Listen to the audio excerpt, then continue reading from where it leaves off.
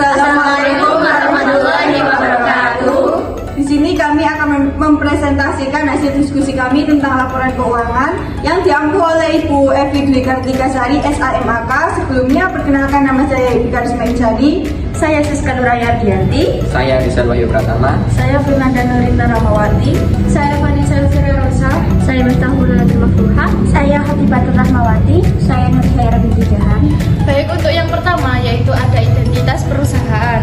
Yang pertama ada nama perusahaan yaitu PT AS Hardware Indonesia Tbk AHI atau entitas anak. Kemudian yang kedua ada perusahaan AHI ini merupakan retail yang menjual produk perlengkapan rumah dan gaya hidup. Dan yang ketiga, perusahaan ini didirikan pada tahun 1995 dan gerai pertama dibuka pada tahun 1996 di Karawaci, Tangerang, Banten. Kemudian visi dari perusahaan ini adalah menjadi retail terdepan di Indonesia untuk produk home improvement dan lifestyle. Kemudian misinya adalah menawarkan ragam produk berkualitas tinggi dengan harga bersaing dan didukung oleh layanan terpadu dari tim profesional. Selanjutnya yaitu ada laporan keuangan yang dianalisis. Nah, di sini itu dibagi menjadi dua, yaitu yang pertama ada laporan posisi keuangan dan yang kedua yaitu laporan laba rugi komprehensif. Nah, laporan posisi keuangan atau juga yang dikenal sebagai neraca adalah bagian dari laporan keuangan suatu entitas yang menyajikan informasi mengenai keuangan perusahaan pada suatu tanggal tertentu. Nah, laporan ini itu menggambarkan tiga elemen, yaitu yang pertama ada aset yang dimiliki perusahaan seperti kas, piutang, persediaan, dan properti. Yang kedua yaitu ada liabilitas atau kewajiban utang perusahaan kepada pihak lain seperti utang usaha dan pinjaman.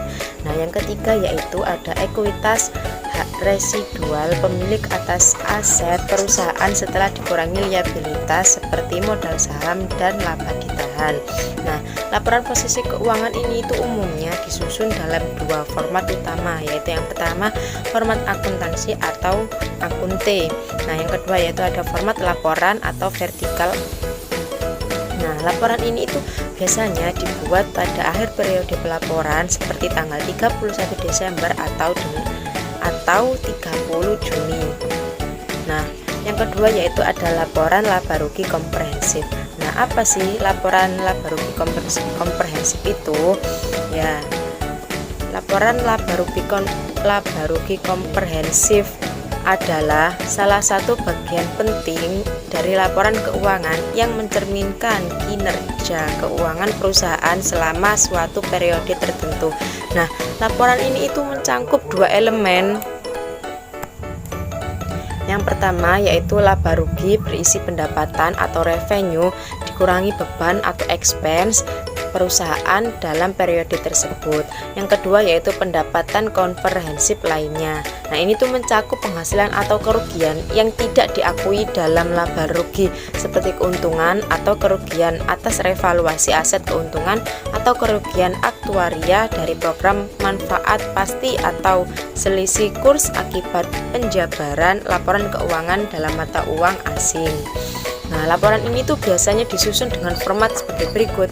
Yang pertama yaitu ada pendapatan atau revenue, yang kedua itu beban atau expense, yang ketiga yaitu laba atau rugi operasi, yang keempat yaitu pendapatan atau beban non operasional, yang kelima yaitu ada laba sebelum pajak, dan yang terakhir yaitu ada laba atau rugi bersih. Nah, di laporan keuangan itu ada dua akun, yaitu aktiva sama pasiva. Nah, yang di aktiva itu ada aset. Nah, aset itu dibagi menjadi dua. Yang pertama yaitu ada aset lancar dan aset tidak lancar.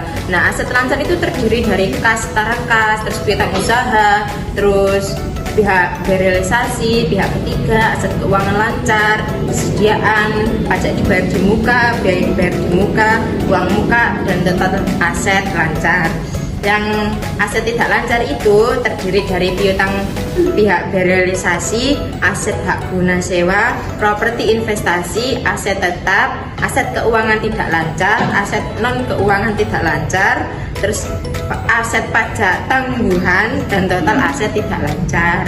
Untuk laporan posisi keuangan yaitu ada liabilitas dan ekuitas. Nah, liabilitas sendiri itu terdiri dari utang bank jangka panjang, jangka pendek, dan nanti memperoleh total liabilitas. Untuk yang ekuitas itu seperti ada modal saham, saham treasury, dan lain-lain, sehingga nanti memperoleh total pasifa. Oke, selanjutnya yaitu laporan laba rugi komprehensif. Nah, untuk di dalam laporan laba rugi komprehensif ini ada beberapa komponen, yaitu seperti penjualan dan utang. Untuk penjualan sendiri ada penjualan konsinyasi bersih, penjualan beban pokok penjualan, laba kotor, dan sehingga memperoleh laba usaha, sehingga nanti dihitung sampai mendapatkan laba per saham besar. Selanjutnya ada perhitungan rasio keuangan.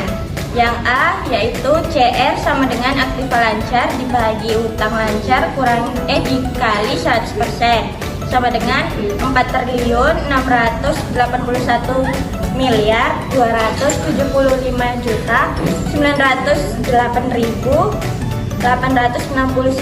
dibagi 769.242.866 rupiah dikali 100% sama dengan 6,62189 dikali 100% sama dengan 6,62189 atau 662,189%. Selanjutnya yang B ada QR sama dengan aktiva lancar dikurangi persediaan dibagi utang lancar dikali 100% sama dengan 4.265.908.869 rupiah dikurangi 2.361.287.288.100 rupiah dibagi 706.942.866 rupiah dikali 100% sama dengan 2,89989 dikali 100% sama dengan 2,89989 atau 289,989%. Debt to asset ratio sama dengan total hutang bagi total aktiva kali 100% sama dengan 2.930.198.642 kali 100% sama dengan 6.904.104.437.312 sama dengan 0,30097 kali 100% sama dengan 0,30097 atau 30,097%.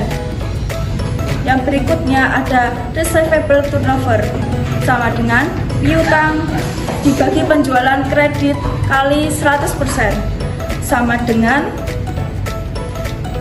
92.718.683.006 sama dengan dikali 100% dulu, terus sama dengan hasilnya 5.370.216.996 sama dengan 62,87623 kali 100% sama dengan 62,87623 atau 6287,622. Selanjutnya yaitu perhitungan rasio keuangan untuk bagian yang E, yaitu tato sama dengan penjualan bersih dibagi total aktiva dikali 100% sama dengan 5.431.920.645 dibagi 6.904.137.312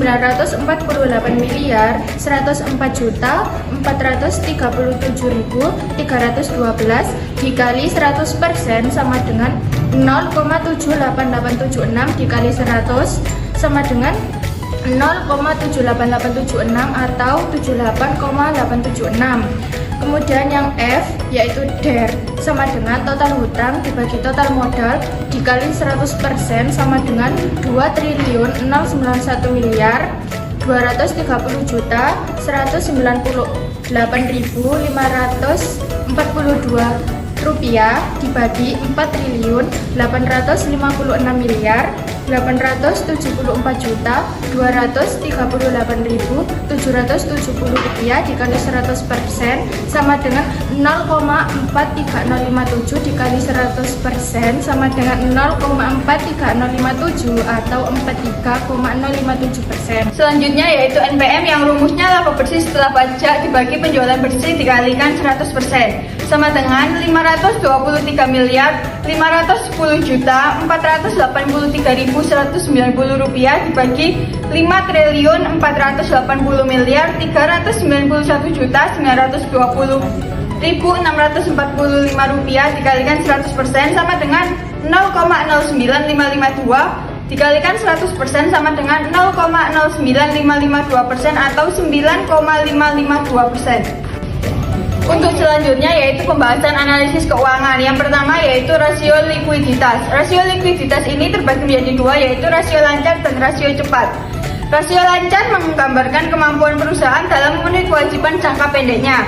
Pada tahun 2020, rasio lancar perusahaan adalah 1,49, yang berarti setiap 1 rupiah kewajiban lancar dijamin oleh 1,49 rupiah aset lancar. Sedangkan untuk rasio cepat menunjukkan kemampuan perusahaan dalam memenuhi kewajiban jangka pendek dengan aset lancar yang lebih likuid atau tidak termasuk persediaan. Pada tahun 2020, rasio cepat perusahaan adalah 0,88, yang berarti setiap 1 rupiah kewajiban lancar dijamin oleh 0,88 rupiah aset lancar yang lebih likuid. Yang kedua yaitu rasio solvabilitas dibagi menjadi dua, yaitu debt to equity ratio atau DER. Rasio ini menunjukkan perbandingan antara total liabilitas dan total ekuitas. Pada tahun 2020, DER perusahaan adalah 0,60, yang berarti setiap 1 rupiah modal sendiri dijamin oleh 0,60 rupiah liabilitas. Yang kedua yaitu debt to asset ratio atau DER. Rasio ini menunjukkan perbandingan antara total liabilitas dan total aset. Pada tahun 2020, DER perusahaan adalah 0,37, yang berarti 37% dari total aset perusahaan yang dibiayai oleh liabilitas. Pembahasan analisis keuangan. 3. Rasio profitabilitas dibagi menjadi dua. Yang pertama, gross profit margin. Rasio ini menunjukkan perbandingan antara laba kotor dan penjualan bersih. Pada tahun 2020, gross profit margin perusahaan adalah 27,32%, yang berarti setiap 1 rupiah penjualan bersih menghasilkan Rp 0,2732 laba kotor. Yang kedua, net profit margin. Rasio ini menunjukkan perbandingan antara laba bersih dan penjualan bersih. Pada tahun 2020, net profit margin perusahaan adalah 10,51%, yang berarti setiap 1 rupiah penjualan bersih menghasilkan Rp 0,1051 laba bersih. Dan yang terakhir ini merupakan foto dokumentasi kelompok kami pada saat melakukan kerja kelompok. Sekian presentasi dari kelompok kami, kurang lebihnya kami mohon maaf. Kami akhiri. Wassalamualaikum warahmatullahi wabarakatuh.